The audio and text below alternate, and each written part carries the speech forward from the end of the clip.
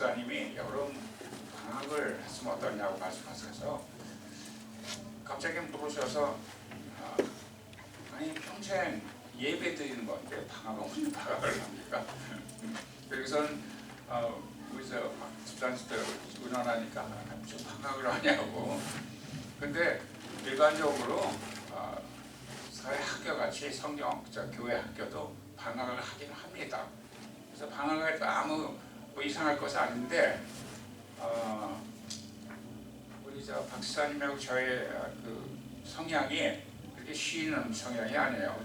예배드리러 뭐 평생 나와야 되는데 평생 공부하는 거지. 그래서 이렇게 계속 하고 있는데 이하준 권사님이나 이분이 이제 수술하고 2달 동안 못 나오신다고 그래요. 방학해요 장로님. 글쎄요, 권사님 한 분 때문에 방학을 하긴 뭐하고 저희는 원래 그런 얘기 방학을 하자는 얘기도 나와서 계속 하기로 결정했으니까 아마 계속 하게 될 겁니다. 그럼 저는 2달 동안 못 나와요. 그래서 못 나오시는 거 이렇게 아시고요. 이 현대 오순절 교회의 역사, 이에 제가 첫 번째가 2번째 우리 성경 공부 시간, 성령론 시간에 이미 다룬 그런 내용인데요. 이게 어떤 내용이냐면 우리 목사님께서 수목사님께서 우리 교회 오시고 한 10여 년 지난 후에 목사님이 이걸 정리해서 교회한테 이렇게 배부하셨어요. 근데 내가 갖고 있는 게 깨끗하게 처리되어 있는 거 보니까 읽어보질 않은 거예요. 배부하셔가지고 보고만 한 거예요. 근데 어떻게 그게 생각이 나서 제가 한 거의 이제 2년 동안 우리 성경 공부 시작해서 2년 됐는데 제 개인적으로 알고 있는 성령론이 바닥이 났어요. 갑자기 보니까 더 할 게 없어. 그래서 이것저것 찾아보니까 목사님이 하신 게 있어요. 이게. 근데 이게 1, 2, 3, 4편으로 나와 있어요. 이게 넘버 1인데 넘버 1이 조금 우리 성경 공부할 시간이 적당량이 되고 2는 너무 길어요. 그래서 일단 내가 잘라서 갖고 나오려고 하는데 2번째. 3번째는 그렇게 우리가 공부해야 될 내용이 없고 4번째는 성령론에 대해서 목사님이 연구하셔가지고 성령론에 대해서 자세하게 말씀을 소개하며 성령론을 설명하는 그런 넘버 4 현대 오순절교의 역사입니다. 근데 제가 가만히 2년 하니까 성령론 할 때가 끝났네. 근데 실제적으로는 첫 주, 2번째 주에 방언에 대해서 소개하고 우리 교회에서 교단에서 소개하는 방언을 소개하는 그 20가지 질문과 대답이 있어요. 그게 그 버전이 한 3개 돼요. 근데 정작 여기서 전해야 될 방언에 대해서는 깊이 다뤄본 적이 없더라고요. 그러니까 제가 여기서 갖고 나와서 소개할 자료가 바닥이 난 게 있는데 방언만 계속 소개하고 그러면은 뭐 거의 다 방언을 하는데 별 효력이 없을 것 같아서 제가 그 당시에는 다른 말씀으로 소개하는 중간중간 방언에 대해서 소개하겠습니다. 그리고서는 지금까지 2년 동안 거의 안 했어요. 그래서 앞으로 다시 재개할 그런 생각이 있습니다. 그래서 목사님이 이게 소개하신 건데 목사님이 이걸 준비하신 글이기 때문에 목사님에 대해서 좀 소개를 해야 돼요. 목사님이 우리 하나님 성의 교단에 원래 신학을 하시고 목사님 되신 분 아니고 다른 성인 되기까지 목회자 자녀로 청년 되기까지 아마 예수님 영접하지 못하고 성년이 돼서 20대 초에 성령의 은혜를 맛보고 성령 세례 받고 그러면서 뒤집어져서 오순절 신학, 그러니까 하나님의 성의 교단에서 그 신학교에 가서 신학을 하고 되게 그래도 평생 배경이 장로교이기 때문에 장로교로 돌아갈 수 있는 그런 많은 케이스가 됐는데 내가 기왕에 성령으로 뒤집혀져서 목회자로 불리고하는데 오순절 교단에 남아야지 굳이 찾아서 이 하나님 성의 교단에 들어와서 목회자가 됐어요. 그러면서 목사님이 평생 목회의 자녀로 교회에서 성장하면서 교회를 다 아세요. 다 아세요. 근데 교회를 다 아는 것 같은데 성인이 되기까지 예수님을 영접하지 못하셨기 때문에 다 아는 것 같은데 정확히 모르세요. 그러면서 우리 교회에 오셔서도 성령론을 우리 교단의 성령론을 말씀 안 하시고 지난 20세기 동안 중세 이후부터 있던 성령의 역사에 대해서만 소개를 많이 하세요. 그래서 이게 어찌된 일인가, 우리의 좋은 성령론이 많은데 왜 목사님은 거기 말씀 안 하시고 우리에 관계없는 그 이전의 성령론, 성령의 역사, 그 부흥에 대해서 말씀하시나. 제가 퀘스천을 많이 했어요. 퀘스천이 있으니까 아마 그런 제가 언지를 많이 드렸을 거예요. 그러면서 한 10여 년 교회에 오시고 나서 10여 년 되시고 나서 이거를 정리해서 교회에 배부를 했어요. 그리고 말씀을 안 하세요, 또 이거에 대해서. 근데 오늘 넘버원 현대 오순절 교회 역사부터 2, 3 거기 다 들어있어요. 목사님이 지금까지 설명한 그 우리 개신교의 역사뿐이 아니라 2000년 동안의 기독교의 역사의 배경, 오순절 교회의 역사의 배경이 잘 들어있습니다. 그래서 제가 준비해서 소개한 그 내용이 겹치는 경우도 많고 많이 틀립니다. 다른 배경으로 설명을 드리기 때문에 뭐 이렇게 처음 들으신 분들이 있는데 지금부터 가겠습니다. 같이 제가 읽으면서 눈으로 따라오시면 됩니다.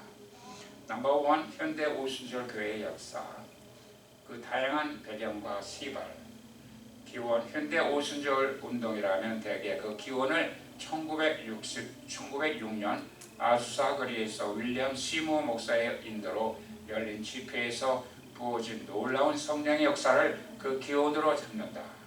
그러나 결코 그 날 하루에 갑자기 시작된 사건이 아니라는 것을 본 강의를 통해서 배우기를 원합니다.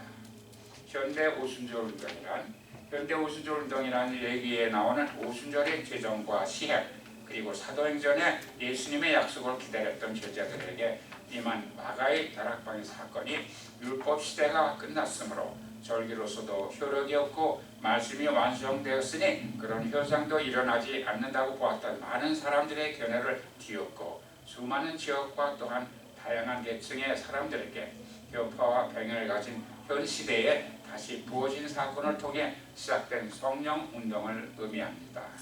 이것은 마치 사도행전의 성령 강림 사건이 재현되는 것처럼 부어져서 수많은 사람들의 증언과 또한 기록으로 남아 있어서 오순절 성령의 역사란 결코 단회적인 옛적의 역사적 기록이 아니라 현재까지도 계속해서 일하시는 성령의 주권적인 사역임을 체험하고 믿으며 나아가 전하는 운동을 말합니다.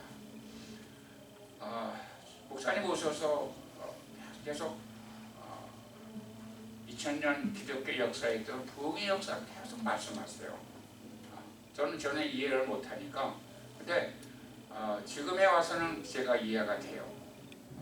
모든 오순절 성령 역사가 19세기 초 갑자기 아수사 거리에서 일어난 게 아니고 일어났던 배경이 중세 시대부터 계속 있었어요.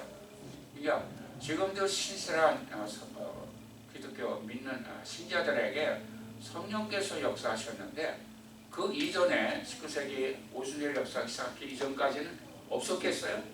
계속 있었는데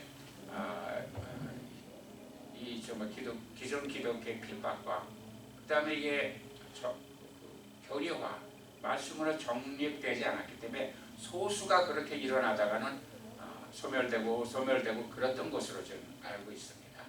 이것은 마치 사도행전의 성령 강림 사건이 재현되는 것처럼 부어져서 수많은 사람들의 증언과 또한 기록으로 남아있어서 오순절 성령의 역사란 결코 단회적인 옛적의 역사적 기록이 아니라 현재까지도 계속해서 일하시는 성령의 주권적인 사역임을 체험하고 믿으며 나아가 전하는 운동을 말합니다. 그 배경, 이러한 일들이 일어난 데에는 다양한 배경들이 있습니다. 그러나 많은 역사의 갈래와 흐름이 이 오순절 운동으로 흘러 들어왔기에 꼭 집어서 어느 한 부분만이 이러한 놀라운 역사의 배경이나 직접적 원인이라 말할 수 없다는 점이 그 배경을 간단히 설명할 수 없는 어려움이며 수많은 학자들도 곤란하게 여기는 이유입니다. 그러나 나중에 자세히 언급하겠지만 이 오순절 운동은 교단과 교파의 장벽은 물론이고 당시에는 더 넘기 힘든 인종의 벽과 언어의 벽을 허물고 너무나 다양한 사람들에게 본능으로 역사함으로 지금까지 그 다이나믹한 파워를 드러내고 있다는 것을 생각하면 이야기는 어려워도 오히려 복잡한 갈래와 흐름이란 배경의 특징은 성령님과 그의 하시는 일의 광대하심을 드러내는 것이다 하겠습니다. 그래도 굳이 큰 흐름들을 정리해보자면 다음과 같습니다. 16세기부터 정리돼서 계속 19세기까지 정리되어 나옵니다. 종교개혁 이후로의 개혁신앙의 전통, 죽은 화석과 같은 껍데기에 불과하고 또한 살아있는 말씀 대신 성례전의 의식적이고 반복적인 종교 행위로 구원받는다는 로마 캐톨릭에 반해서 일어난 종교개혁자들이 하나님의 말씀의 권위로 돌아가서 한마디로 하나님의 말씀만이 최종 권위를 갖는다는 성경의 권위를 인정하는 태도가 모든 오순절 운동하는 사람들을 특징을 짓고 있습니다. 장로교, 루터교, 영국 부교회, 해중교회 등 넘버 2, 17, 18세기에 일어난 부흥운동입니다. 경건주의, 신부주의 전통, 독일을 중심으로 하는 현대 경건주의는 잃어버렸던 건전한 신비주의의 전통을 어느 면에서 되찾고 그 맥을 잇게 되었는데 지나친 극단적인 신비주의자들로 인해 구설수도 많았지만 어찌되었든 살아계신 하나님과의 직접적인 교통을 중시하고 개인의 근본 생활의 중요성을 되찾게 해줍니다. 그 모라비안파, 퀘이커, 제신파파. 저는 개인적으로 이 중세시대에 성령의 역사에 쓰임받았던 이 모라비안파, 퀘이커교, 제신파 개인적으로 굉장히 관심이 많아요. 옛날 그 기독교인들은 핍박을 당하며 피해서 동굴에 살았어요. 신앙 때문에. 그런 정말 우리가 상상도 할 수 없는 축복받은 신앙생활 그런 역사를 저는 관심이 많고 있습니다. 앞으로 그렇게 제가 개발해서 알게 되면 여기서 소개할 계획이 있습니다. 18, 19세기 감리교를 중심으로 한 갱생부운동, 18세기 요한 웨슬리나 조지 위필드 같은 사람들을 중심으로 일어난 영미국 부흥 갱생운동에서는 지금의 현대 오순절 운동에서 나타나는 격렬한 반응보다 조금 더 약하지 않은 반응들이 나타났는데 예를 들자면 사람이 거꾸로지고 울고 회개하고 뒹굴고 큰소리로 기도하는 것이 얼마나 다른 이들을 자극하였는지, 즉 극성인자라는 별로 긍정적이지 않은 별명을 얻게 됩니다. 그들로 인해 영국과 미국의 해교와 각성운동으로 새로워집니다. 그리고 전도와 선교의 개신교가 드디어 열심을 내기 시작하게 됩니다. 이게 넘어지고 쓰러지고 뭐 이상한 소리 지르고 하는 게 신사도 그런 교단이 현재 존재하는데 그런 교단에서 일어나는 현상입니다. 웨슬레와 성경교파들, 종말론을 강조한 재림사상 강조파들, 중서부 텐트 미팅, 웨슬레 이후에 그의 가르침 중에 특히 중생 이후의 신자의 소위 완전한 성화라는 부분을 집중적으로 강조하는 사람들이 감리교 내에서나 혹은 밖으로 나와서 웨슬레안파 혹은 성결교파들을 시작하였는데 그 수가 헤아릴 수 없이 많고 다양합니다. 거기에다가 19세기에 미국을 휩쓸었던 많은 소위 종말론자들이 예수 그리스도의 재림을 강조하면서 다양한 종파를 시작하는데 그들의 대부분은 말씀의 가르침의 경계를 스스로 넘어가 오늘날 우리가 보는 이단의 시조가 되는 불행을 자초합니다.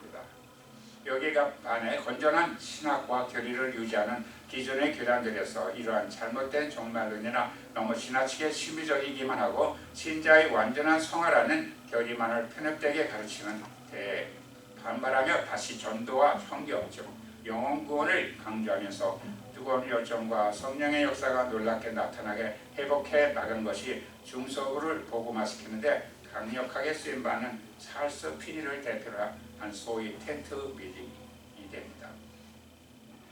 넘버 5. 자유주의와 근본주의 그리고 복음주의, 19세기 말부터 독일을 중심으로 신학이라 불리는 자유주의가 예수 그리스도의 기적이나 성경의 권위를 부정하기 시작하는데, 그것을 받아들인 일부 전통 명문의 신학교들이 자유주의 신학을 가르치기 시작합니다.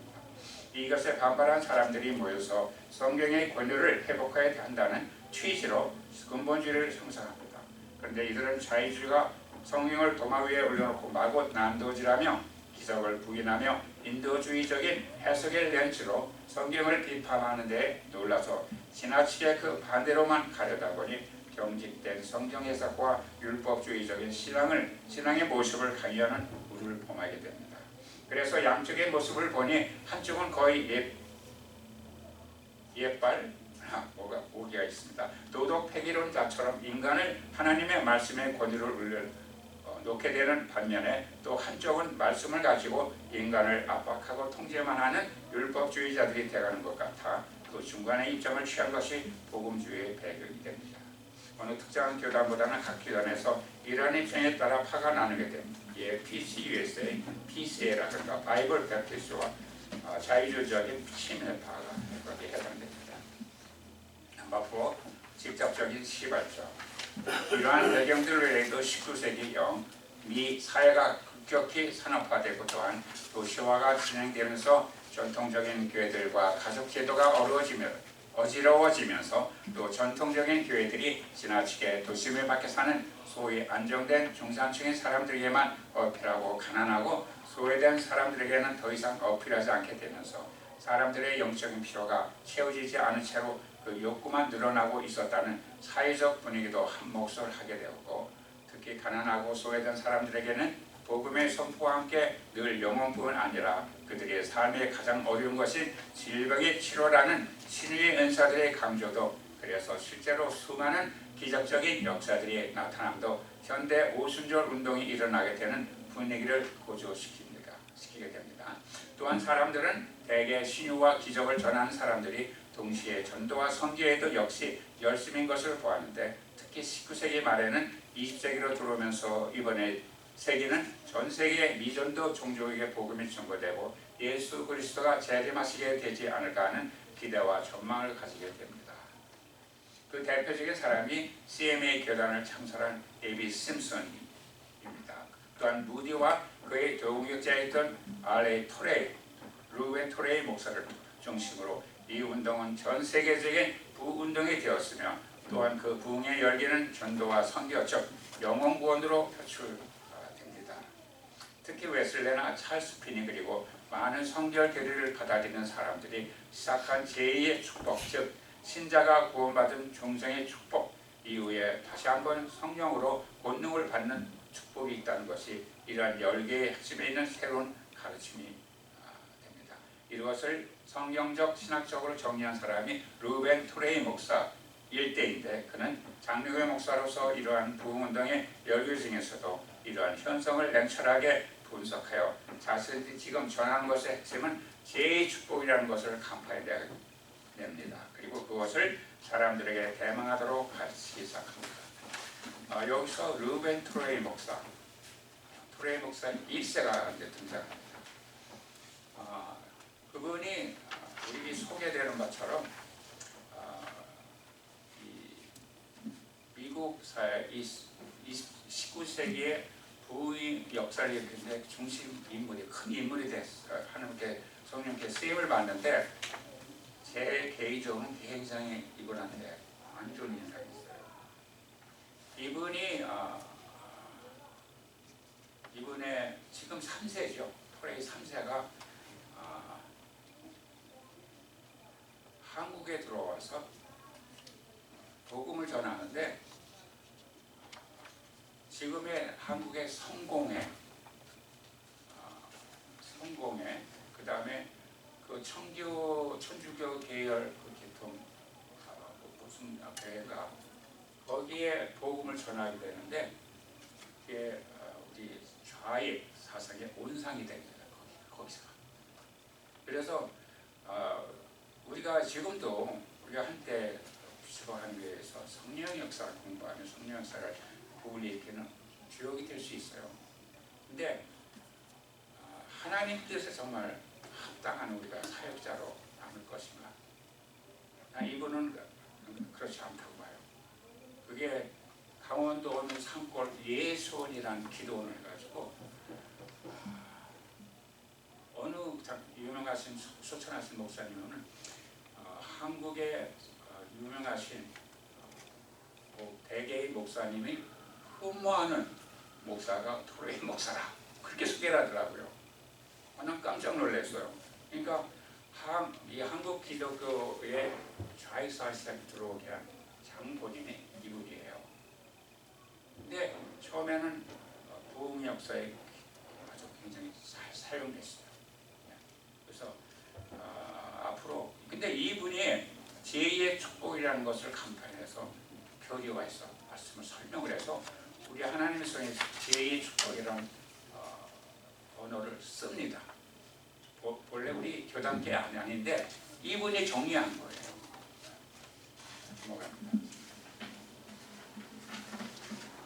한편 그 중에 일부 사람들이 관심을 가지게 된 것은 이렇게 많은 교파들이 각각 다르게 해석하는 성경에 기록된 사건들을 과연 어떻게 받아들여야 하는가라는 지극히 평범한 그러나 너무 중요한 관점이 됩니다. 그 중에 하나가 찰스 바운 목사입니다.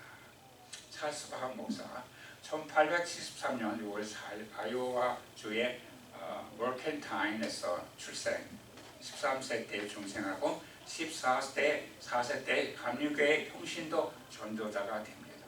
14세 때에 그는 신학교 재학 중 병에 걸려 죽어가다가 자신을 목회자로 부르신 소명이 하나님의 참 뜻이라면 고쳐주실 것을 내걸고 기도하다가 하나님의 치료를 체험하고 1898년에 베델 치유학교를 설립하게 됩니다. 그 후에 역시 캔자스주의 토페카라는 곳에 1900년도 10월에 베델 성사학교를 설립하고 오로지 성경만을 교과서로 그리고 하루 3시간씩의 기도와 동네를 다니며 전도와 봉사하는 방법으로 하나님의 사람들을 키워나가는 일을 시작하게 됩니다. 여기에 보면은 중병이 걸려서 고쳐주실 것을 내걸고 기도하다가 하나님의 치료를 체험하고 우리 한국 기독교계에도 유명하신 목사님들 보면 폐병이 걸려서 죽어가는 중에 하나님의 기적을 살려주셔서 목회자라는 그 놀라운 역사가 있는데 이런 그 하나님께 깊이 크게 쓰임받은 목회자를 보면서 저는 하나님께서 중병 걸려서 치료해 주시고 놀라운 기적을 체험하면서 목회자 될 그런 낌새가 저한테 전혀 없어요. 저는 원래 몸이 아픈 거를 무시하고 죽으면 죽으리라 죽으면은 천국 가는 거지 죽으면 뭐그 대수야. 그리고 그걸 두려워하지 않아요 죽는 거를. 그러니까 죽는 걸 죽겠다는 게 오늘 어느 목사님이 내가 이 말씀 소개했더니 왜 이렇게 나 앞에 나와서 죽겠다는 소리야. 죽겠다는 소리가 아니지. 죽는 게 두려운 게 아니라 이거는 그 소리라. 그래서 좀 내가 전하는 말이 좀 무섭게서 그런지 몰라. 듣는 사람이 죽겠다는 소리 들렸더라고요. 죽겠는 소리가 아니고 우리가 중생하고 구원받은 자는 누구나 주님을 구세주 영접해서 천국 심이 되고 천국이 내 소망이 돼요. 그러니까 소망 중에 살면서 죽는 게 그렇게 두려움이 되는 게 아니에요. 죽으면 천국 가는데 이 땅에서 망해서 결국 죽게 되면 우리가 구원받고 천국 가는 거예요. 그리고 우리 예수님을 그리워하며 신앙생활하다가 천국 가게 되는데 죽으면 천국 가는 거예요. 그러니까 중병이 걸리거나 뭐 아프거나 어디가 사고로 갑자기 죽거나 그게 두려움이 안 되는 거예요. 그래서 여기서 많은 그 목사님들이 유명하신 목사님들이 한국에서 특별히 누구나 다 가난한 시대에 목회자가 되면서 얼마나 생활이 빡빡하고 힘들었는지 빗절하고 폐병을 많이 걸렸었나 봐요. 그때 하나님의 기술적인 역사로 구원받는 역사가 그리고 목회자가 된 역사가 많은데 저는 이렇게 병 치료 안 받고 기적적인 은혜를 받아서 변했다 그런 감정이 없어요. 그래서 저는 계속 유명하신 목사님들이 이런 게 나와서 관심이 제가 저에게 비교하고 지금 소개하고 있습니다. 그때 이미 1890년대에 시작된 하나님의 교회는 노스캐롤라이나에 시작된 성령의 역사에 많은 이들이 방언을 받고 성령의 다양한 은사들을 체험하는, 하나님의 교회는 이 일들에 대해서 듣는 이들에게 방언의 관심에 대한 관심, 방언에 지대한 관심을 갖게 합니다. 이 하나님의 교회가 나오는데, 하나님의 교회는 우리 오순절교회 하나님 성회가 아니에요.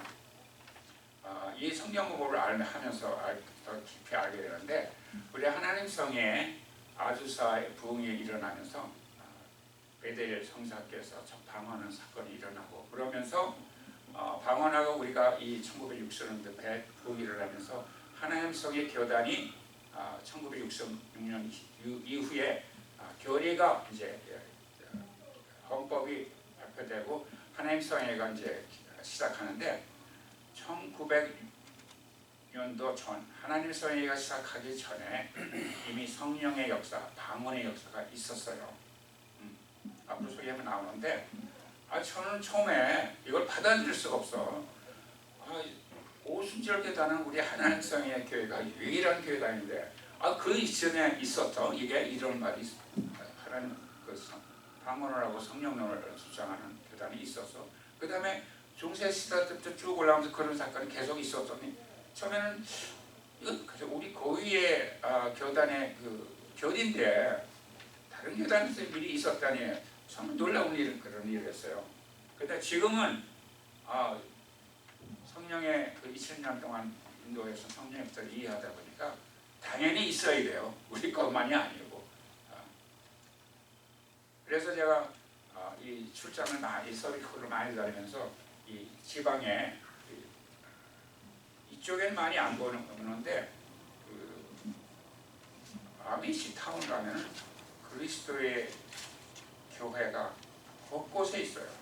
하나님 성의 교회는 많이 없는데 이 하나님의 교회 이 곳곳에 있어서 제가 아는 게 알고 있으니까 우리 박수장님도 항상 사람을 제가 소개를 합니다. 저 교단이 어떻고 목사님도 들은 것만. 근데 우리 하나님 성회보다 먼저 그런 교단이 있었던, 성령령이 틀려서 갈라진다 그런 교단이라는 거 알고 있었지, 그 배경은 저도 몰랐어요. 근데 이거를 오늘 성경 공부하면서 그 배경까지 알게 됩니다. 앞으로 계속 나옵니다. 또한 그 외에 여러 지역에서도 테네시, 아이오와 등지에서 사람들이 오늘날 우리가 성령의 세례라고 표현한 일들을 목격하게 됩니다. 찰스 바운 목사는 자신이 교사로에는 베델 성서 학교의 학생들에게 1900년도 12월 성탄절 방학이 시작될 때에 겨울 방학 과제로 사도행전을 연구해서 오순절 성령의 명령을 이해하는, 그래서 이제도 우리에게 권능을 갖게 하는데 가장 근본적이고 동시에 공통적인 특징을 찾아내라고 제시합니다. 그때가 바로 20세기 바로 시작되는 1900년 1월 2일이 됩니다. 그로부터 수일 내 대부분의 학생들과 파원 목사 자신도 이 체험을 하게 됩니다. 그 블루프린트된 거는 제가 성령론 2강인가 거기서 제가 소개한 내용입니다. 제가 목사님의 그 설명에서 보강해서 다시 소개합니다. 베델 성서 신학계의 겨울 방학 숙제.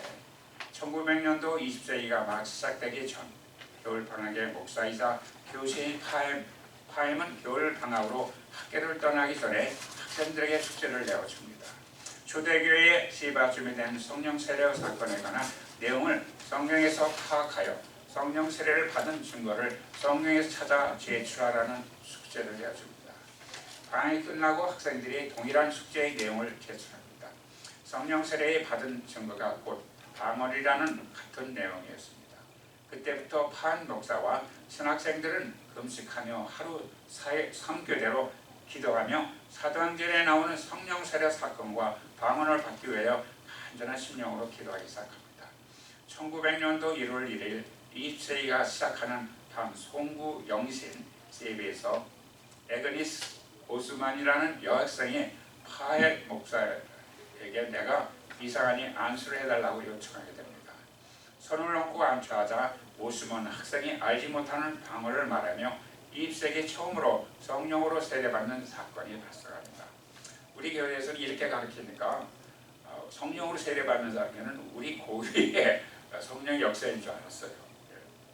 5주만 학생이 방언을 받는 사건이 일어나자 교수와 학생들이 힘을 합하여 모두가 전심으로 기도하게 됩니다.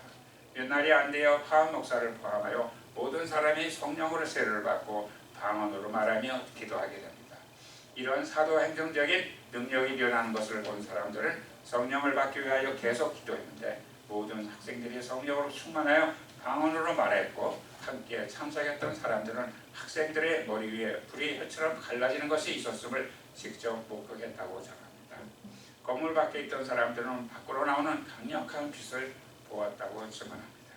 이로부터 팔함과 그의 제자들은 그들이 받은 성령 세례를 모든 크리스천들이 받아야 한다고 확신하게 되었으며 성령 세례를 받은 증거는 방언을 말하는 것이라고 주장하게 됩니다.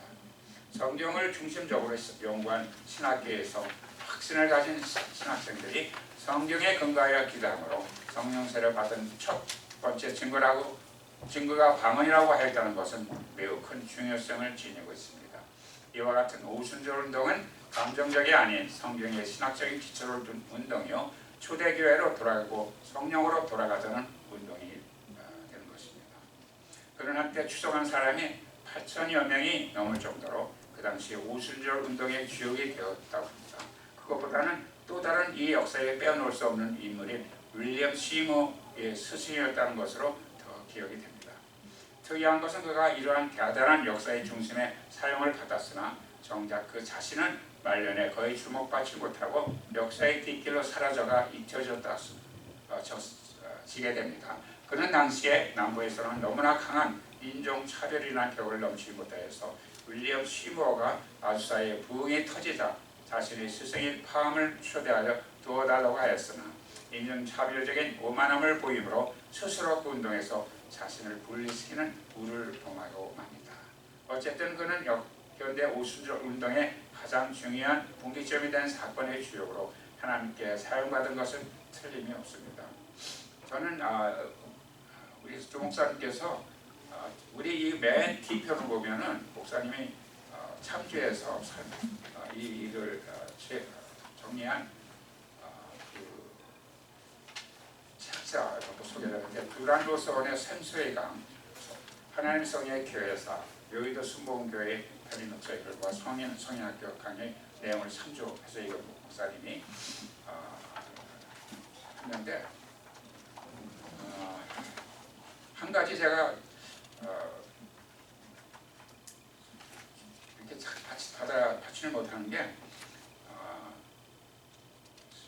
윌리엄 시모의 스승 파렘 목사님이나 시모 사용을 많이 받았으나 정작 그 자신들은 말년에 거의 주목을 받지 못하고 역사 뒷길로 사라져 있어졌다.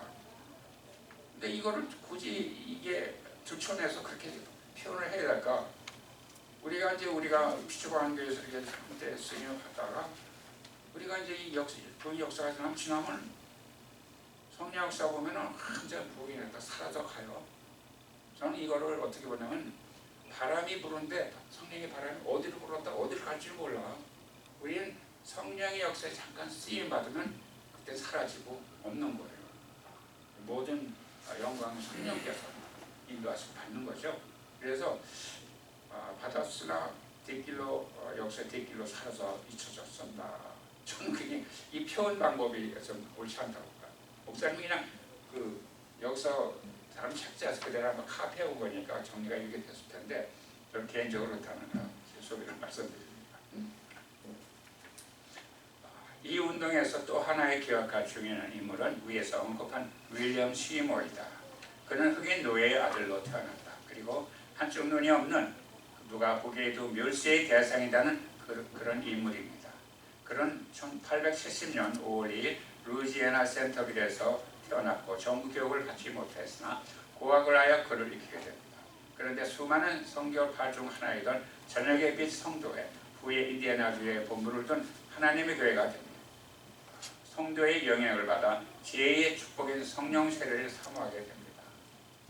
휴스턴에서 사역을 시작한 그는 성결교회 대통령 목사가 되는데 우연히 가족을 찾으러 간 그 도시에서 찰스 파함이 휴스턴 성경학교를 시작하는데 입학하게 됩니다. 이 시모 목사가 이미 우리 사수파와 목사님의 성경학교에 입학하기 전에 하나님의 교회가 이미 시작돼서 거기서 성령 세례를 탐구하게 돼요. 그리고 이제 파와 목사님의 성경학교에 입학하는 그런 배경이 됩니다. 그는 흑백이 함께 학교를 다닐 수 없다는 차별 정책에도 불구하고 자신을 학생으로 받아달라고 간절히 호소하여 교실이 아닌 학교에 앉아서 강의를 듣는 조건으로 간신히 입학을 허가받게 됩니다. 그 후에 자신을 목사로 만들어주고 또 찰스 파움에게 소개해준 담임 목사였던 루시 펠로우 목사가 그를 릴리 테리 여사에게 소개하고 그는 시모의 목자다운 경건한 태도에 감명받아 그를 로스앤젤레스로 초청하게 됩니다. 그러나 그가 신유와 방언들을 가르치며 성령 안에서 세례받는 것을 가르치자 성결에 대해서는 동의하지만 이러한 가르침은 생소한 그것의 무리들이 시모를 들어오지 못하도록 문을 잠가버립니다. 그러자 많은 날을 홀로 찬양하고 철회하고 금식하며 눈물로 기도하는 시모를 보고 이 경건한 모습에 감명을 받은 사람들이 많이 생겨나게 됩니다. 후에 많은 어려움과 또한 멸시에 찬 비난들을 받으면서 그는 아주사라는 LA에서 가장 어려운 사람들이 사는 빈민가에서 에드워드 리라는 사람이 집에서 기도 모임을 시작하게 됩니다. 여기서 아주사의 부부를 조금 잠시 소개합니다. 하함의 제자인 시모가 로스앤젤레스에 일으킨 아주사 부흥은 태동기에 있는 오순절 운동을 세계적인 운동으로 만드는 역할을 담당하게 됩니다. 1906년 4월 9일 시모는 로스앤젤레스의 노스보니 브레거리 블랙스트리트 24번지에 있는 한 침례교인의 가정에서 설교를 하게 되었는데 그것에서 사도행전 2장 4절을 펴고 성령 세례의 표적이 방언이라고 선포합니다.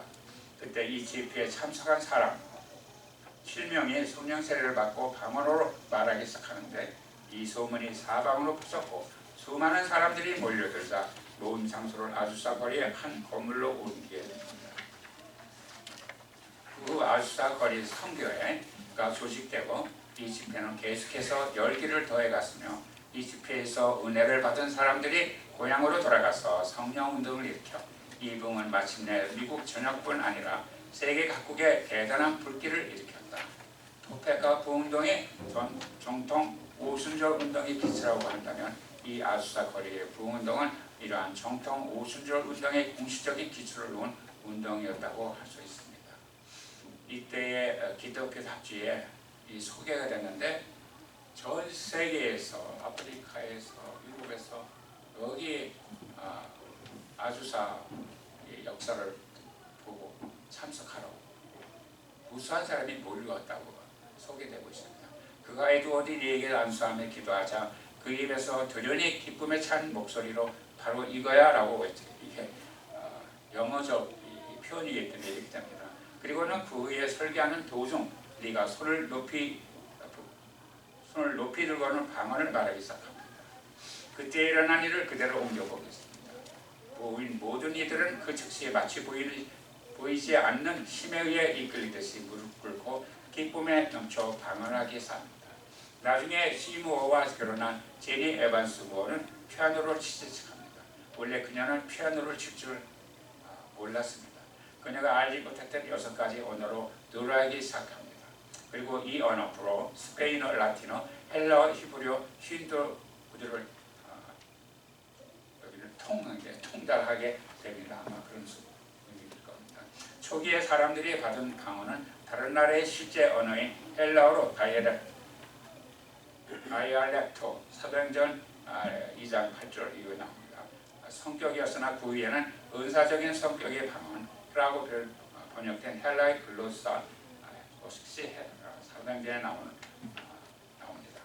제가 그 성경 시간에 이전에 소개한 글로사와 디알렉토스 다시 소개합니다.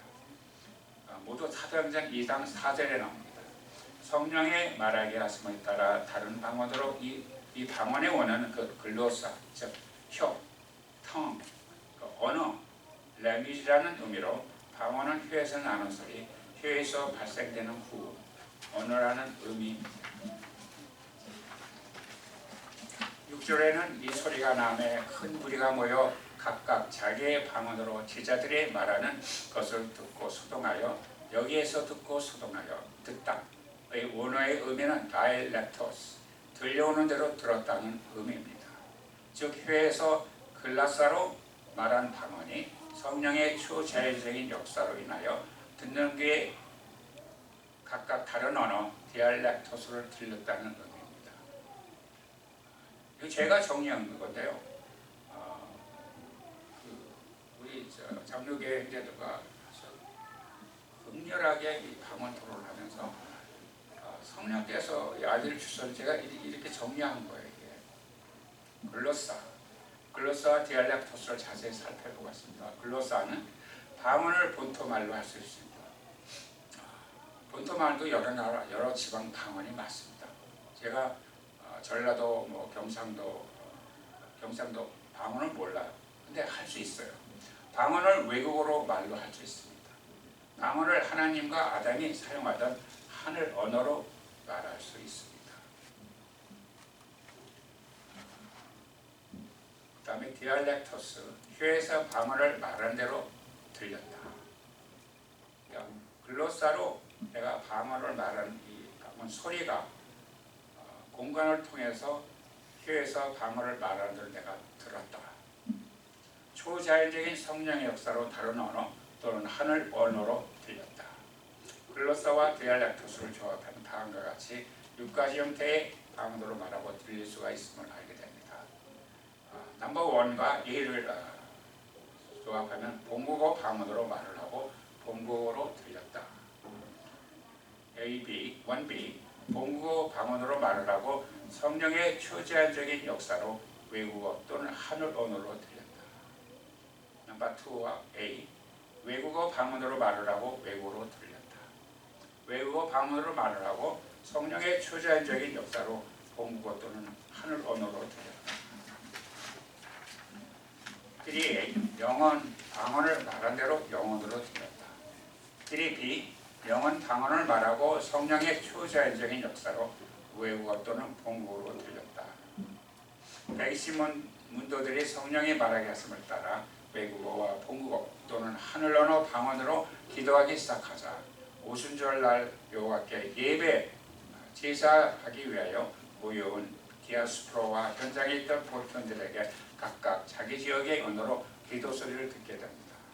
오순절에 보아서 성령이 임하시던 현장에는 다른 나라에 이민가서 살고 있던 디아스포라 이스라엘 남자들은 이전에 3번 하나님의 성전에 올라와 얼굴을 보이라는 명령을 지키기 위하여 세계 각처에서 예루살렘으로 올라온 사람들이었습니다.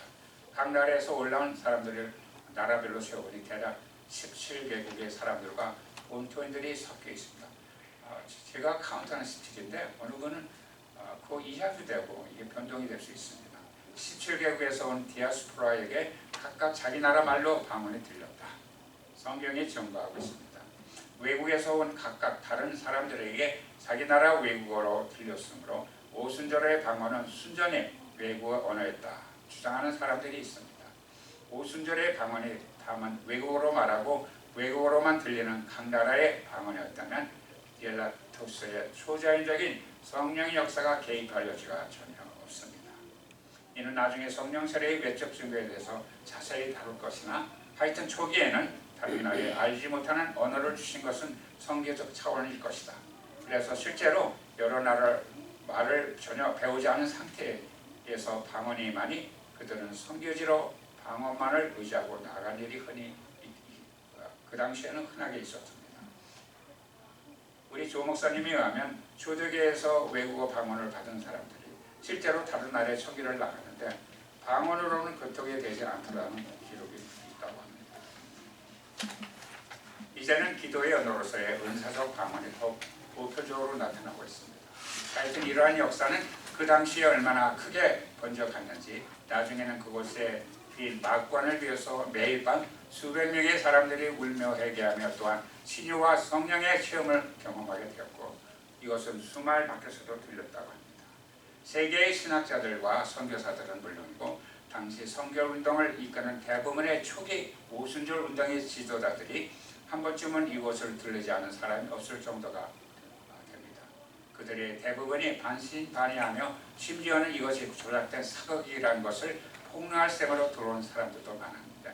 그러나 사람들의 그 대부분이 직접 성령의 세례를 경험하거나 적어도 이것이 진짜 살아계신 하나님의 인재이며 역사라는 것이 인정할 수밖에 없었고, 수많은 기자들이 취재하고 돌아갔으나 그중 누구도 이것이 인간의 주장이라고 감히 선언할 생각을 더 이상 하지 않았다고 합니다. 윌리엄 시몬은 늘 강조하는 것이 있었습니다. 그는 자세 흑인으로서 많은 멸시와 조롱의 공격을 받았음에도 백인들이 다니는 교회를 출석하며 인류를 다시 회복하시는 참 성령의 역사를 확인하였고, 자신을 인정적으로 차별하던 사람들도 끝까지 품위로 하게 됩니다. 또한 그리스도의 사랑과 그 사랑으로 인한 영원 사랑을 언제나 가장 중요한 것으로 인식하고 또 가르쳤다고 합니다. 그의 말년도 자신의 스승 파원과 마찬가지로 사람들의 열광과 관심에서 벗어나 조용하고 쓸쓸하게 살아서 갔다. 그러나 그의 가르침은 우리에게 중요한 것을 전해주게 됩니다. 저는 우리 조 목사님께도 가끔 이런 말씀 나누는데, 우리가 성령의 이끌심 받아서 선교지를 가거나 어디 외지 가서 아무도 알지 못하게 친가, 자식, 부모도 모르고 부부도 모르고 교회도 모르게 거기서 그대로 죽어가면은 자신은 이 세상적인 눈으로서는 멸망한 것 같이 보이는데, 하나님 안에서 하나님 사역하다가 하나님 부르짖어 죽어가면은 본인이나 하나님께 얼마나 영광이 되는 일이니까 저는 그렇게 생각합니다. 그래서 많은 분들이 이렇게 쓰임 받다가 사라지는데 그게 성령의 역사예요. 우리가 늘은 하나님께 제물로 바쳐지고 태워지고 없어지니까 산하는 거예요. 우리의 그게 부르심이에요.